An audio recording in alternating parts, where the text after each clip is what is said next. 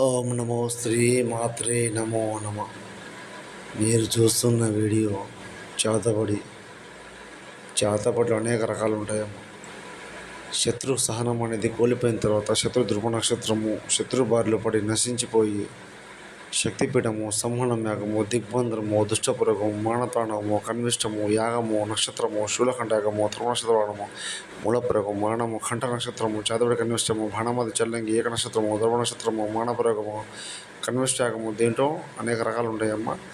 మరణము మూలము మీరు శత్రు బారిలో పడి నశించిపోతూ కుంగిపోతూ ఉంటేనే ఫోన్ చేయండి. టైంపాస్ ఎవరు ఫోన్ చేయకండి. గురువు గారికి శత్రు బారిలో పడి నశించిపోతూ ఉంటేనే ఫోన్ చేయండి. పూర్తిగా చేయడం జరుగుతుంది. ఇతర సమస్య ఉన్న ఫోన్ చేయండి. స్త్రీ పురుష వశీకరణ మంత్ర ప్రయోగం చేయడం కూడా జరుగుతుంది. శ్రీమాత నమః.